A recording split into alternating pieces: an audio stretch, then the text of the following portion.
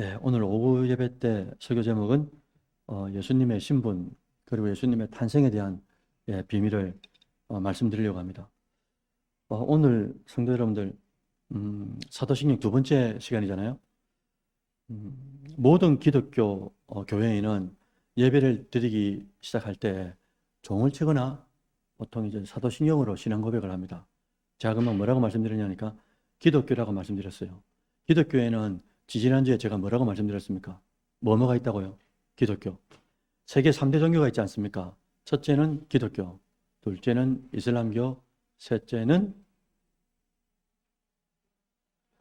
청년들 셋째는 뭐죠? 힌두교입니다. 힌두교. 네, 힌두교인데 한 14억 정도 인도가 있기 때문에 힌두교가 있고요. 그다음 뭐 우리가 알고 있는 불교도 있고 많이 있지 않습니까? 근데 기독교, 이슬람교, 힌두교인데 기독교 안에는 또 세 가지로 종파가 나뉘지 않습니까? 종교가. 카톨릭, 천주교가 있고요. 그다음 우리가 뭡니까?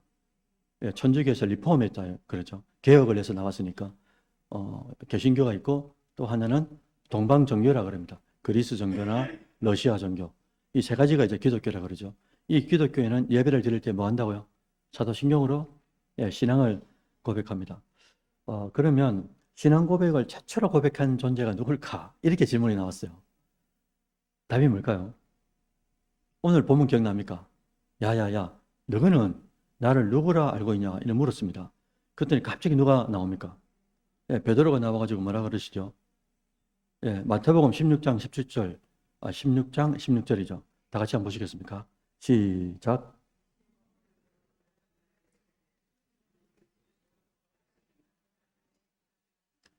아멘. 그래서 모든 교수님이나 신학자들도 그래 말합니다. 최초의 신앙 고백이 누구로부터 비롯되느냐? 베드로라고 말합니다.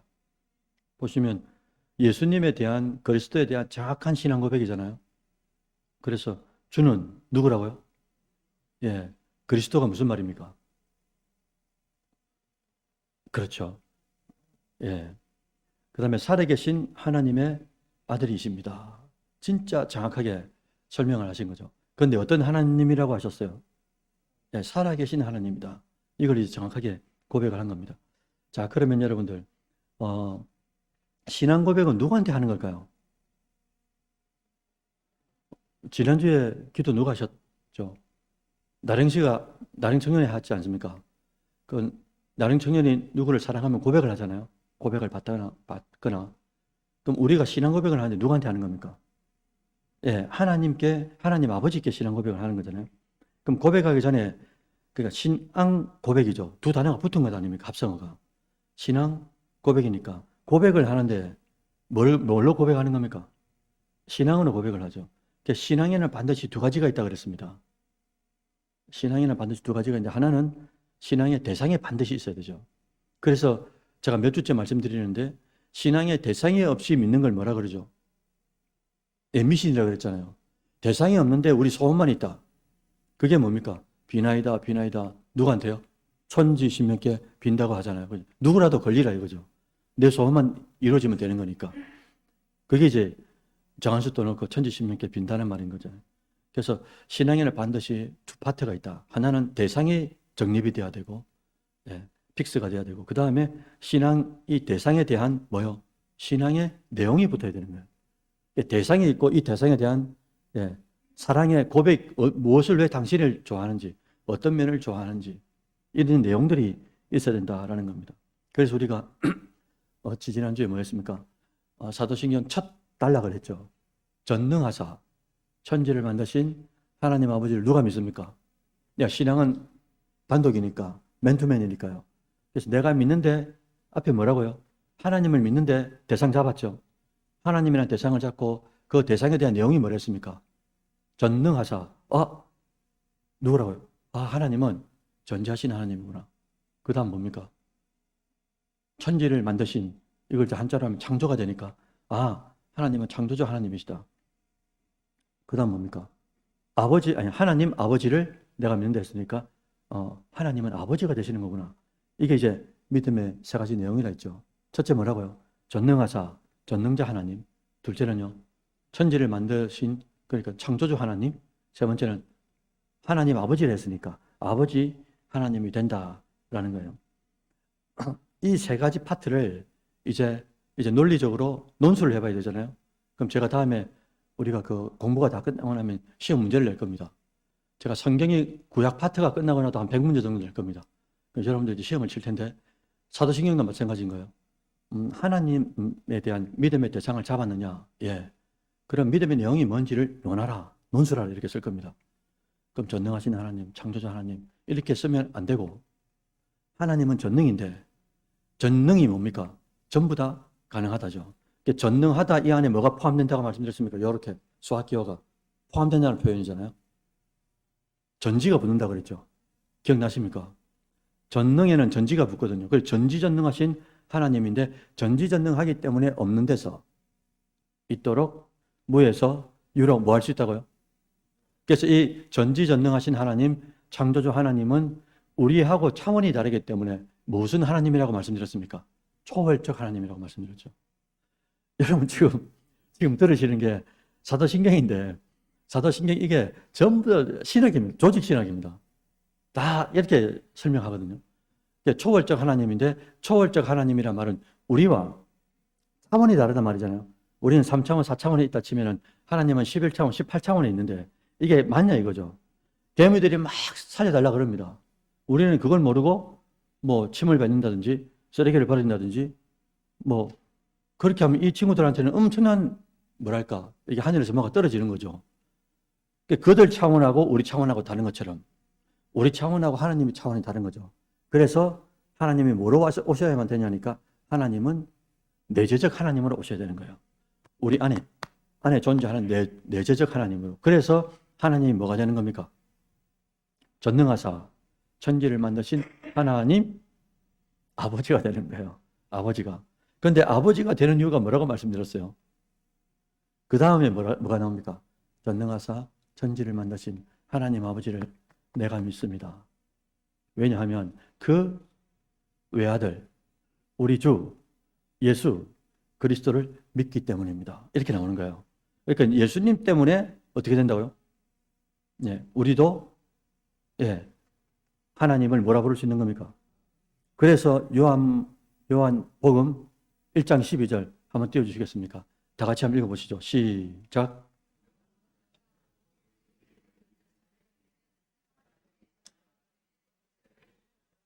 아멘이시죠? 나와 있지 않습니까? 영접하는 자, 곧 그 이름은 존재를 말하잖아요.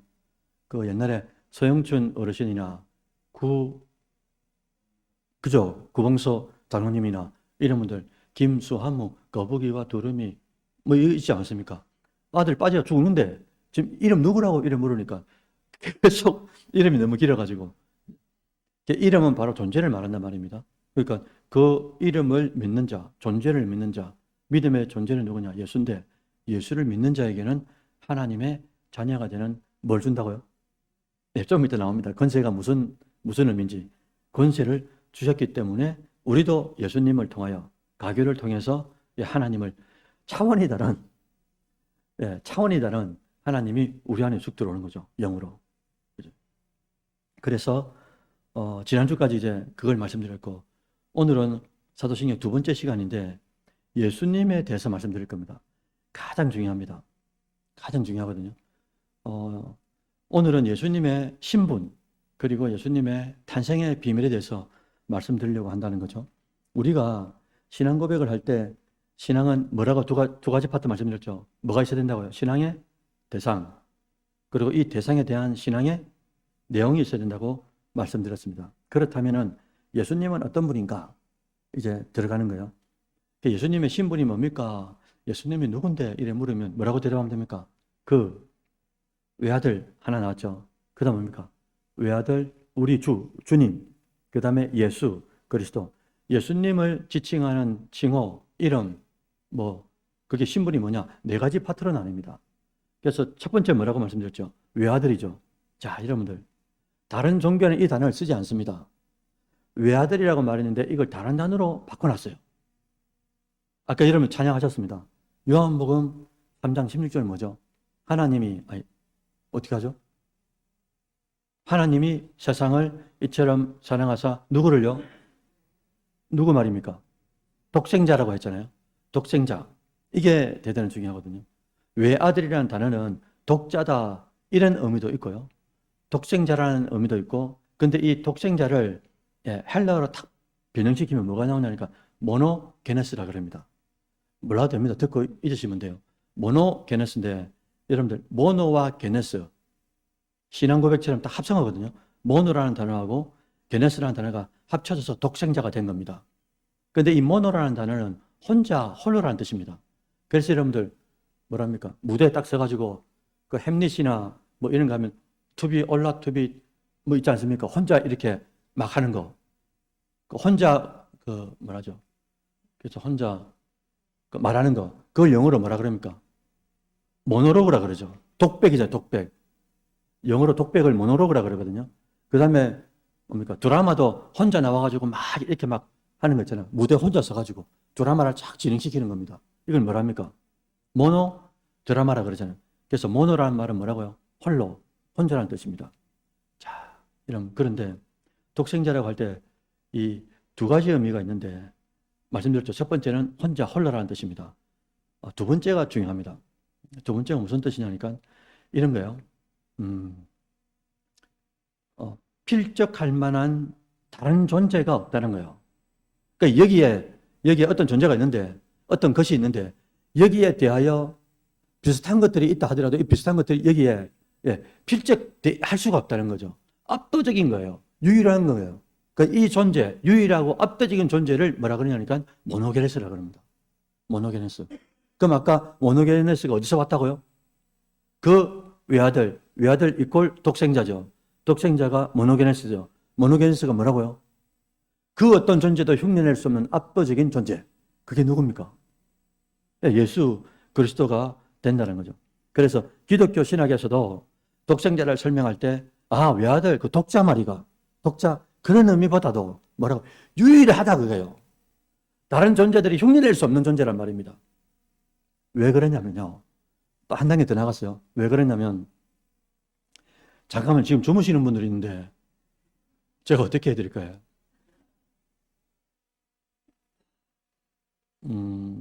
잠깐 1분 정도 쉬다 하죠.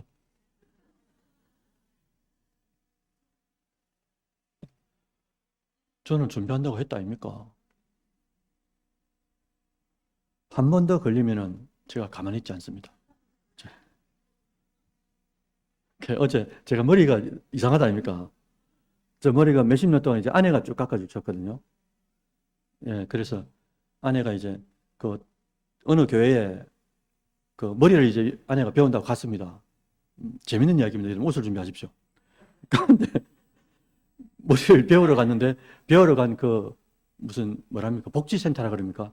그런데 갔는데 나중에 알고 보니까 그 교회 분이 우리 교회 집사님이었던 거예요.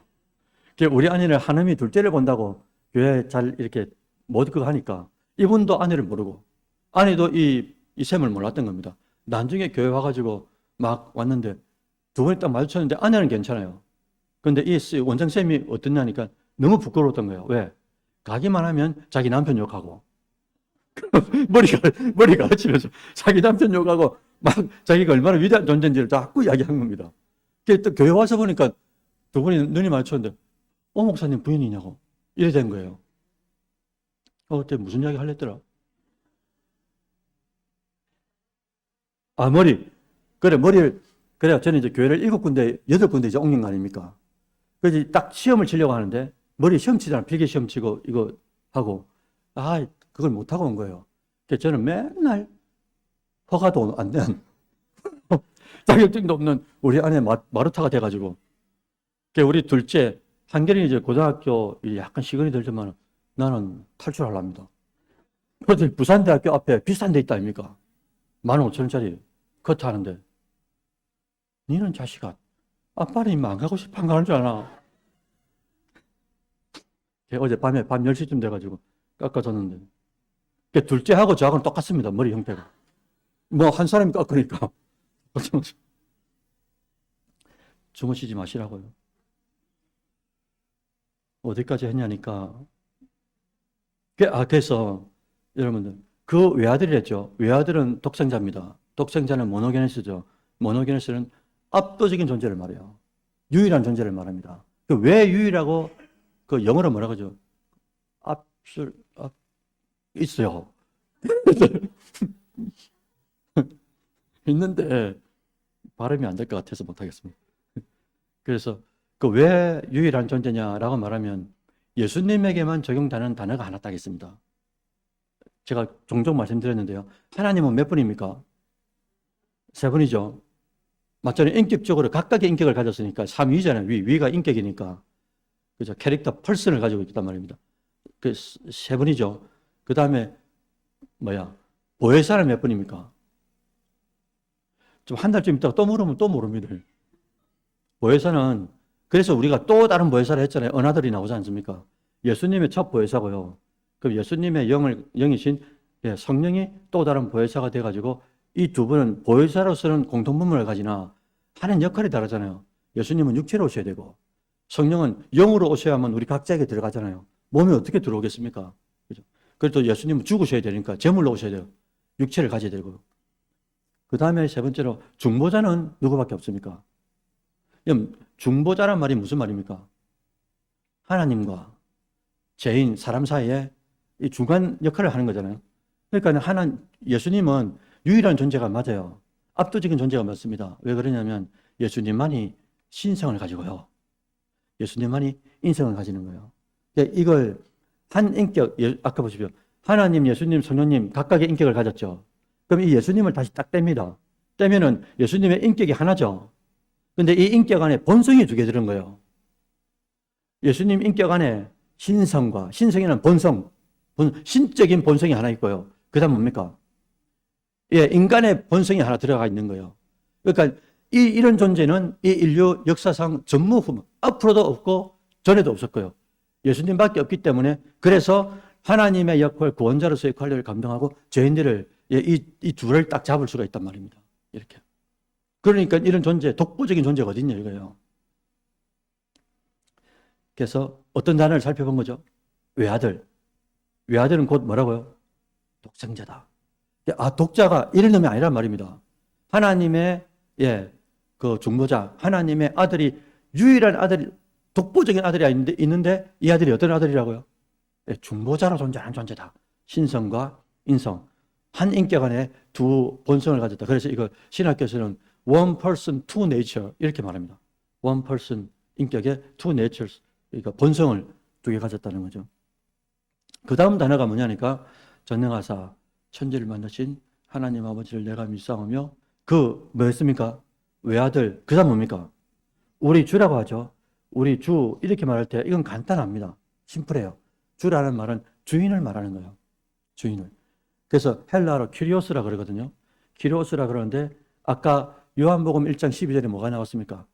그 이름을 믿는 자들에게 뭘 준다고요? 하나님의 자녀가 되는 뭘 준댔습니까? 이 키리오스가 어떤 단어에서 왔냐면요. 권세라는 단어입니다.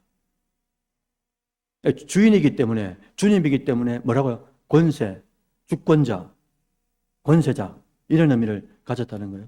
그래서 로마서 14장 8절 한번 보시겠어요? 다 같이 읽어봅니다. 시작.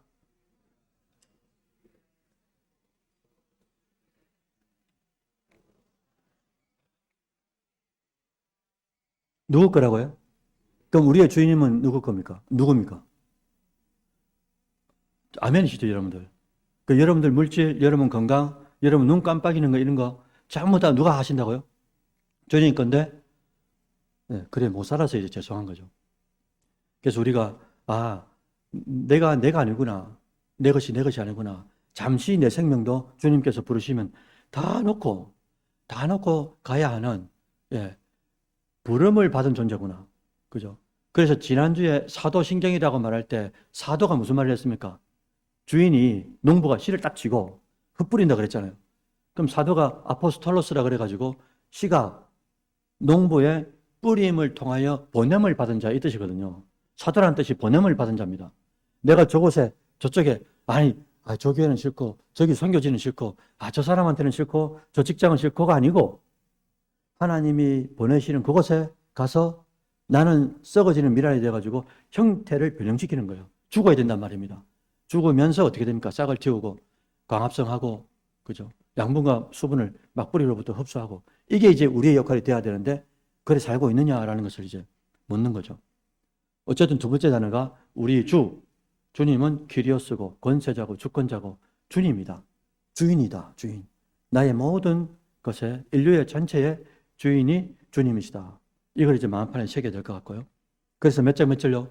로마서 14장 8절에 우리가 주의 것이로다. 사도 바울이 고백을 했잖아요. 세 번째 단어가 그 외아들, 그 다음 뭐래요? 우리 주, 그 다음 뭐랬습니까?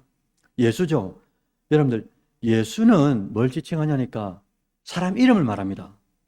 그죠? 정한 선생님, 사람 이름이잖아요. 그러니까 딱 예수라는 단어를 딱 듣는 순간에, 아, 사람을 말하는구나. 이렇게 이제 우리가 인식을 해야 되는데, 재밌는 것은 그 당시에 예수라는 이름이 대단히 흔했다는 거예요. 여러분, 구약으로 따질 때 예수라는 이름하고 똑같은 맥락이 누굴까요? 잘했습니다. 맞아.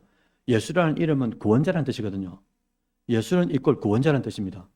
근데 구약 때 그런 구원자라는 이름을 가지고 있는 존재가 있었어요. 그게 누구냐니까 여호수아 그리고 호세아입니다. 이걸 헬라어로 바꾸면 예수가 되는 거예요.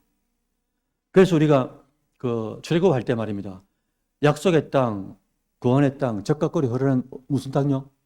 가나안 땅을 누가 데리고 들어가는 겁니까? 모세가요? 아니요. 왜 그럴까요? 여호수아는 금방 뭐라고 말씀하셨어요?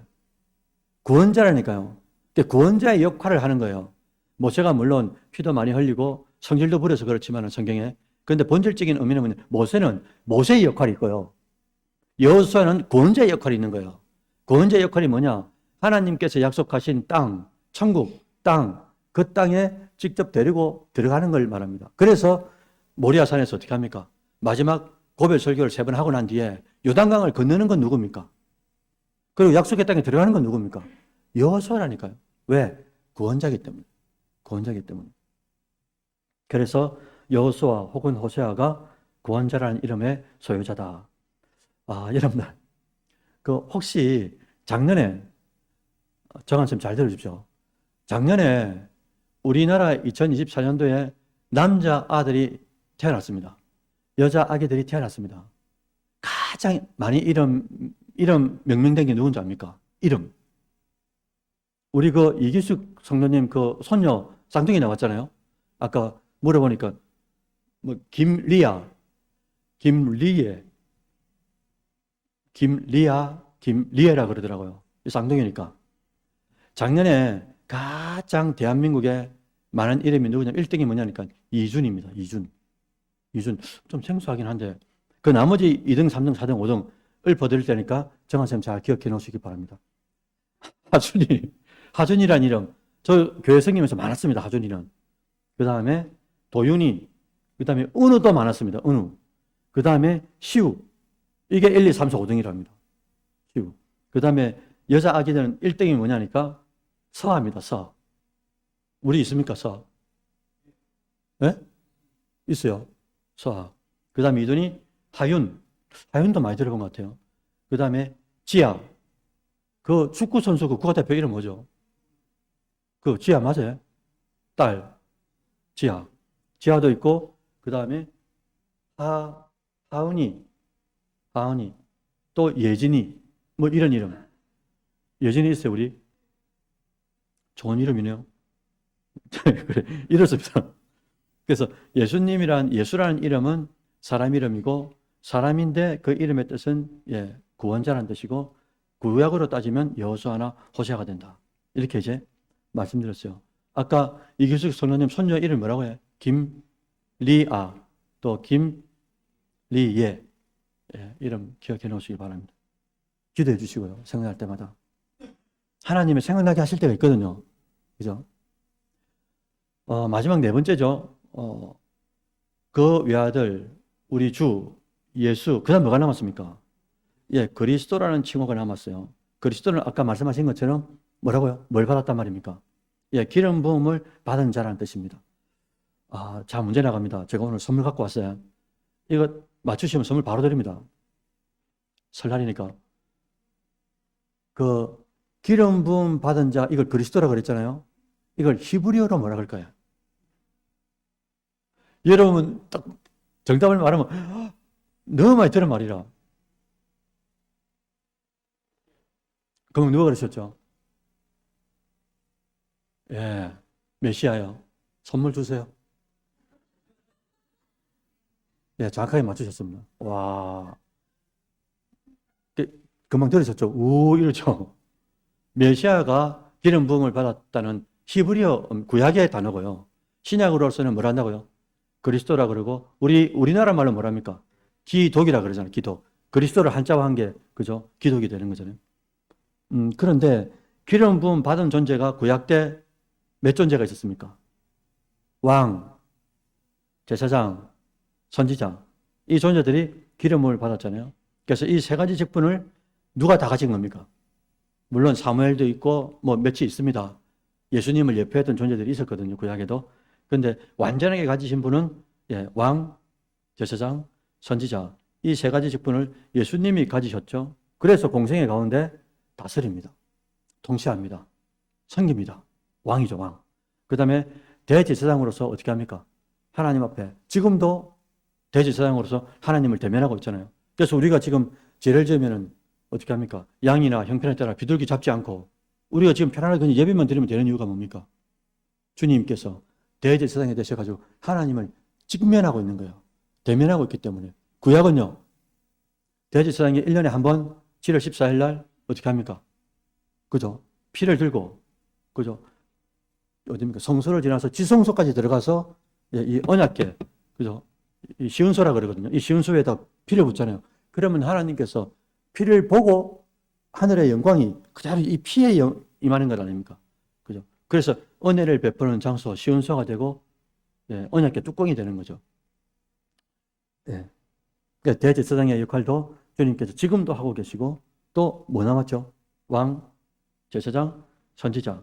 선지자. 지금도 성령을 통하여 우리한테 말씀으로 이제 말씀을 다 하시지만 성령으로도 미리 이제 말씀해 주시고 감지해 주시고 이런 것들을 생각나게 하시고 이런 사역들을 하고 계신다는 거죠.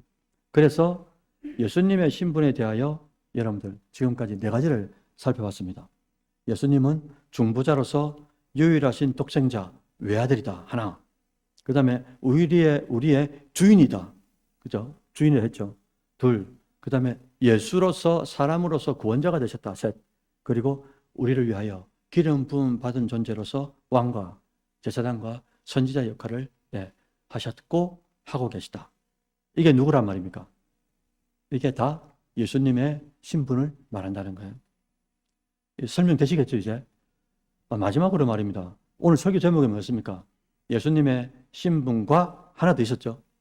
예수님의 탄생의 비밀인데 이 탄생의 비밀을 말씀드리고 마칠게요. 여러분 예수님을 이야기할 때 이 다섯 단어를 꼭 이제 말씀해야 됩니다. 따라하십니다. 탄생, 죽음, 부활, 승천, 재림.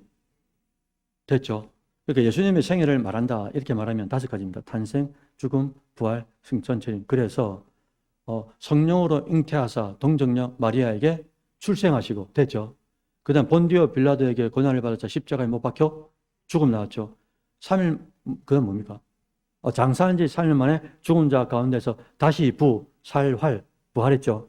그 다음에 하늘에 하늘천 오를승, 승천했죠. 하늘에 오르사 전능하신 하나님 우편에 앉아 계시다가 저리로서 되어리라고 해가지고 그 자리, 앉아 계신 왕의 자리에서 저리로서 산자와 죽은 자를 심판하러 다시 오신다 했죠. 그게 재림이죠, 재림. 그 보십시오. 탄생, 죽음, 부활, 승천, 재림.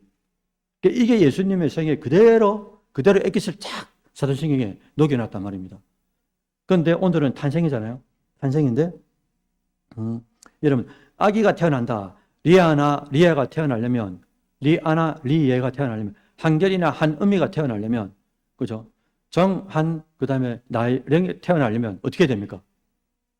두 가지는 반드시 거쳐야 되는 거예요. 하나는, 수정을 해야 되는 거예요. 뭐가 수정해야 됩니까? 정자와 난자가 어디 있어요? 엄마 자궁벽에서 수정이 돼가지고 분할하면서 자꾸 이렇게 떠내려가잖아요. 그래서 착상을 하면서, 그죠? 이제 쫙 이거 되는 거 아닙니까? 이걸 임신이라고 그러잖아요. 그런데 성령으로 뭐랬습니까? 아까 성령으로 잉태란 말이 이걸 임신이잖아요. 수정했단 말이란 말입니다. 임신이 돼야 되고요. 그 다음에 아기가 태어나려면 임신한 상태에서 자라가지고 10개월 있다가 어떻게 합니까? 출산을 해야 되는 거예요. 이 두 가지가 핵심입니다. 그래서 성령으로 뭐 있다고요? 잉태하사 동정녀 마리아에게, 우리나라 말은 출산하시고 이렇게 되는 거예요. 근데 잉태하는 것과 출산이 이게 놀라운 거예요. 우리하고 다르더라 이겁니다. 임신하는 거하고 출산하는 거하고 이게 우리하고 다르더라라는 거예요. 자, 또 맞추시면 또 선물 드립니다. 집사님 선물 드릴게요. 자, 지금 합니다. 여러분들.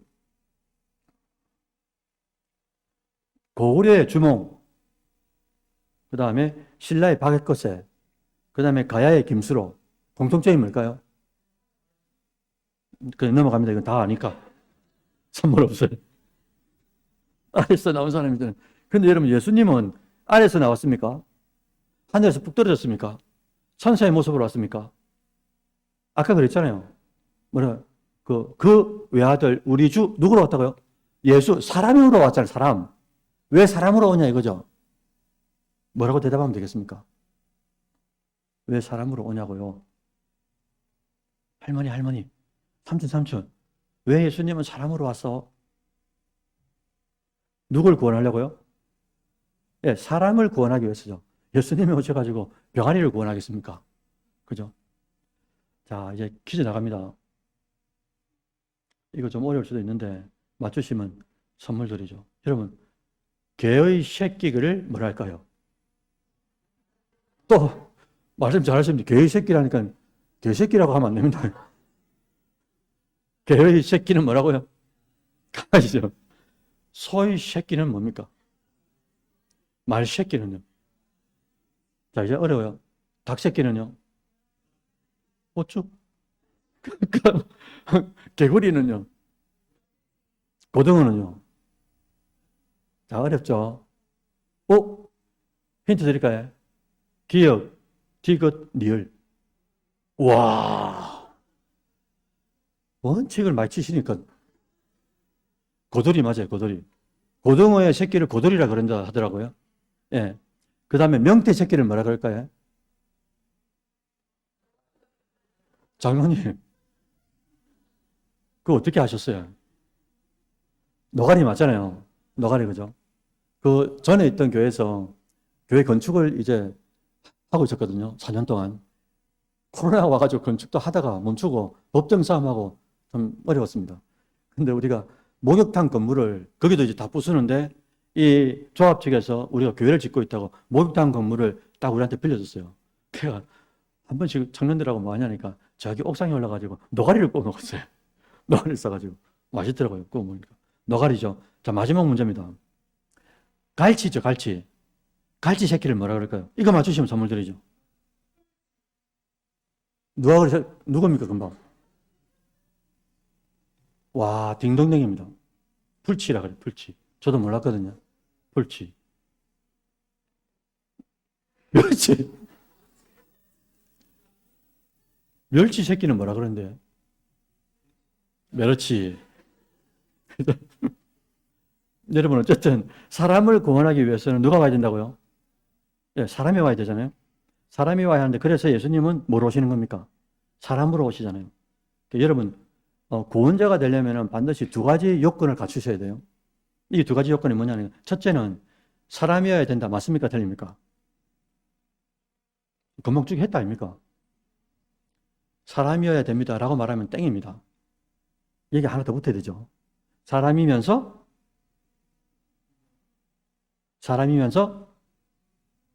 그렇죠. 하나님이 되셔야 되죠. 사람이면서 인성과 신성을 두 가지를 다 갖고 있어야 되는 거예요. 구원자의 첫 번째 조건이 하나님이면서 사람이 돼야 되는 거예요. 신성을 가지면서 인성을 가져야 된다. 이겁니다. 두 번째 조건은 뭐냐니까, 히브리서 4장 15절 한번 보시겠습니까? 히브리서 4장 15절. 제가 읽어드릴게요. 히브리서 4장 15절. 우리에게 있는 대제사장은 우리의 연약함을 동정하지 못했을 리가 아니요 모든 일에 우리와 똑같이 뭘 받는다고요? 예, 시험을 받는 이로되 마지막에 뭘 했습니까? 뭐는 없다 이랬어요. 예, 죄는 없어요. 자, 구원자의 요건 두 가지가 뭐라고요? 첫 번째는 하나님이면서 인간이 돼야 되고요. 신성과 인성을 가져야 되고요. 두 번째는 뭡니까? 예, 사람을 구원하는데 내가 감옥에 있으면서 어떻게 감옥에 있는 사람을 구원합니까? 내가 죄가 있는데 어떻게 죄인을 구원해요? 안 되잖아요. 그러니까 죄가 없어야 되는 거죠. 여러분, 제가 왜 금방 죄를 말씀드릴까요? 지금 우리 뭐 하고 있는 겁니까? 예수님의 탄생을 하잖아요. 탄생을 하는데 예수님이 어떻게 탄생하셨다고요? 두 가지 거쳤죠. 잉태와 출산이죠. 잉태를 지금 하는 겁니다. 그런데 사도신경에 보니까 예수님의 탄생을 말하는데 탁 들어가는데 성령으로 잉태하사 이렇게 하셨잖아요. 여러분, 그래서 묻는 겁니다. 손주들이 할머니, 할아버지 왜 예수님은 성령으로 잉태해야 되는 거야? 라고 질문한 거예요. 왜 그렇다고요? 네, 잘 아시잖아요. 창세기의 아담이 무슨 죄를 졌습니까? 최초의 죄, 오리지널 신이라고 그러죠. 그래서 원죄라고 그러잖아요. 최초의 죄, 원죄를 지었죠. 근데 이 원죄가 정자와 난자가 만난 모든 자손들에게 다 어떻게 됩니까? 죄의 전가가 일어나죠. 우리가 의도적인 거 아니에요. 태어나면서 뭘 가지고 태어나는 겁니까? 우리가 죄를 지어서 죄인이 되는 겁니까? 태생부터 죄인입니까? 태생부터 죄인인 거예요. 그래, 이해하고 양해하시라니까요. 우리 태생이 죄인인 거예요, 우리는. 죄를 지어서 죄인이 되는 게 아니고요. 우리가 천국 가는 이유가, 죄가 없어서 천국 가는 겁니까? 죄가 있지만 용서를 받아서 천국 가는 겁니까? 똑같은 거잖아요, 그죠? 그래서 성령으로 왜 잉태해야 되느냐라고 물으면 아담으로부터 내려온 이 죄의 전가를 끊기 위해서 누가 옵니까? 둘째 아담이신 예수님이 오죠. 예수님이 오셔가지고 죄가 없어야 되니까 사람으로는 태어나야 되고 출산해야 되고요. 죄는 없어야 되니까 어떤 기적을 일으킨 겁니까? 예, 정자와 난자가 만난 게 아니고 하나님의 능력, 성령으로 바로 그냥 잉태를 해버린 거예요. 이걸 인류 역사상 최고의 기적이라 그럽니다. 예수님이 육체를 가지고 온 것도 기적인데 그 다음에 기적이 뭐냐니까 오실 때 성령으로 잉태해버린 거예요. 성령으로 잉태하는 이유가 뭐라고요? 죄가 이렇게 내려오는데 이 죄 유전을 끊고 없는 예수님만이 가지고 있는 이 의로움, 의를 믿는 자들에게 다 의를 전가하기 위해서 죄를 끊고 죄의 전가를 끊고 예수님만이 가진 의, 죄 없음, 이 죄 없음이라는 이 의로움을 믿는 자들에게 다 주기 위해서 그래서 예수를 주는 그리스도시요 살아계신 하나님의 아들입니다. 이걸 고백한 사람에게는 하나님께서 법정에서 뭘 한다고요? 너는 이제부터 어렵다고 불러준다. 뭘 합니까 이걸? 칭의라 그러잖아요. 칭의. 예수님만이 가진 의를 믿음으로 우리가 딱 받게 되잖아요. 그걸 이제 칭의죠. 칭의. 그래서 죄의 전가를 끊어내고 예수님만이 가지고 있는 이 의로움을 우리가 받기 위해서 예수님은 성령으로 잉태해야 된다라고 이제 말할 수가 있다는 거예요. 거기다가 뭐랬습니까? 성령으로 잉태하사 그다음 뭐죠? 동정녀가 무슨 말입니까? 남자를 안단 말입니까? 경험했단 말입니까? 모르잖아요. 한 번도 경험해보지 못한 처녀인데 처녀 몸에서 어떻게 출산하냐 이거죠. 두 가지죠. 잉태하는 것도 기적이죠. 그 다음 뭐라고요? 출산도 기적이죠. 왜? 정자를 받은 적이 없는데 마리아가 정자를 받은 적이 없는데 임신하고 출산을 했잖아요. 이게 어떻게 가능하냐 이거죠. 그래서 여기에 뭐가 부여되는 신성이 부여된 거예요. 그러니까 신의 능력이 부여됐단 말입니다. 여기에. 신의 능력이 부여되지 않고 이게 인류 역사상 가능합니까? 안 되잖아요. 성령으로 잉태하는 것도 신의 능력, 기적이죠. 그 다음에 처녀가 잉태해가지고 아기를 출산하는 것도 기적이죠. 그 기적을 바라보면서 우리는 뭘 알 수 있는 겁니까? 예수님은 일반 사람이 아니구나 라고 이제 우리가 알 수 있다는 거예요. 사랑하는 청년 여러분들 그리고 성도 여러분들, 오늘 우리는 사도신경 강의 두 번째 시간이었어요. 그 외아들 우리 주 예수 그리스도를 뭐 한다고요? 그런 예수님을 믿습니다. 그 다음에 이는 성령으로 잉태해야만 합니다. 그리고 동정녀 마리아에게서 나셔야 합니다. 왜? 마리아가 낳은 게 개입니까? 마리아가 낳은 게 소입니까? 마리아가 낳은 게 말입니까? 아니잖아요. 사람에게서 사람이 나오잖아요. 그러니까 사람으로 오셔야 되고, 그죠? 성령으로 역사하셔야 되고, 임신이. 그 다음에 또 마리아가 정자가 없지만, 받은 적이 없지만, 그럼에도 불구하고 기적이 들어와서 신의 능력이 들어와가지고 어떻게 해요? 출산을 할 수 있도록. 누구를요? 예수라는 사람을 낳아야 되니까. 사람이 사람을 낳아야 되니까. 그죠? 근데 사람을 낳고 나니까 이 존재는 어떤 존재입니까? 외아들이요? 독생자요? 그 다음 뭐지? 주님이요? 예수요? 그리스도. 예, 신성과 인성을 같이 가지고 있는 유일한 뭐라고 말씀드릴 수 있죠? 중보자. 여러분, 하나님이 중보자가 될 수 있습니까? 성령의 중보자가 될 수 있습니까? 안 되죠. 왜냐하면 육체가 없잖아요. 사람이 아니잖아요, 사람이. 그죠? 그러니까 제물로, 화목 제물로, 제물이 되시고 대속 제물로 오셔야 되니까 육체를 가지고 오신 분은 누구밖에 없다고요? 예수님밖에 없어요. 그래서 사도신경에 원어로는 한 70몇 단어가 되는데 그 중에서 30단어가 절반 이상 되는 단어가 전부 다 예수님에 관한 겁니다. 그래서 사도신경도 우리가 12줄이 딱 나오거든요. 전능하사 천지를 만드신 하나님 아버지 12줄인데 이 12줄 중에 절반이 6줄이 뭐냐니까 그리스도에 대한 거예요. 그러니까 믿음의 대상이 하나님을 믿습니다. 예수님을 믿습니다. 성령을 믿사하며 그죠? 거룩한 공예와 성도가 서로 교통하는 것과 사해 주시는 것과 하나님, 예수님, 성령 믿음의 대상을 딱 나열해 놓고 믿음의 내용들이 쫙 펼쳐지는데 이 중에서도 가장 많은 믿음의 내용이 누구라고요? 왜 예수님이 돼야 된다고요? 예, 유일한 중보자이기 때문에. 그래서 아까 말씀드렸죠. 탄생, 죽음, 부활, 승천, 재림 이 내용을 하나하나 모든 성경에 3만 구절이 넘는 그 엑기스를 쫙 짜가지고 사도신경에 그대로 쓰며 넣어놨단 말이죠. 최소한대로 이걸 정확하게 성도들에게, 초신자들에게 가르쳐라 라고 말씀하셨다는 거죠. 그래서 오늘 예수님의 신분과 예수님의 생애 그 가운데 첫 번째 뭡니까? 탄생. 특히나 구원자의 조건이 뭐라고요? 신이면서 인간이 돼야 되고 하나. 그 다음 뭐라고요? 사람이 돼야 된다. 이걸 갖출 수 있는 조건은 누구밖에 없습니까? 예수님밖에 없으니까. 그런데 인간에게 오는데 어떻게 오셨다고요? 기적적으로 오셨다. 잉태도 그렇고 출산도 그렇고. 네, 말씀드렸습니다. 아무쪼록 여러분들 각자의 남은 생애가 그리스도의 구속의 은혜 주님께서 중보자로 오셔가지고 그래서 여러분들 간혹 제가 기도할 때 마지막에 마칠 때 뭐라고 합니까? 우리의 유일한 중보자 되신 예수님의 이름으로 기도드립니다. 왜냐하면 저는 개인적으로 그러니까 이 중보자라는 단어를 꼭 쓰고 싶은 거예요. 왜? 그분밖에 없으니까. 다른 존재는 그렇게 지칭할 수가 없어요. 중보자 대신 예수님, 중보자라고 말하면 예수님이 얼마나 기뻐하실까 그런 좀 마음이 있습니다. 그래서 우리의 유일한 중보자 예수님의 이름으로 기도드립니다. 이렇게 이제 간혹 기도하기도 하죠. 어쨌든 여러분들 각자의 남은 생애가 얼마인지 모르지만은 나를 위하여 중보자로 오신 그분이 오셨는데 신성과 인성을 가지시고 죄 없이 오시기 위하여 성령으로 잉태하셨다. 죄의 정관을 끊어내셨다. 그리고 예수님만이 가지고 있는 의를 우리에게 부여하시면서 우리를 의롭다고 불러주셨다. 돈도 아니고 학벌도 아니고 아무것도 아닌 오직 믿음으로 오직 예수께서 오직 우리에게 선물로 주셨다. 그 선물로 받은 자가 이제 남은 생애를 우리가 어떻게 살 것인가.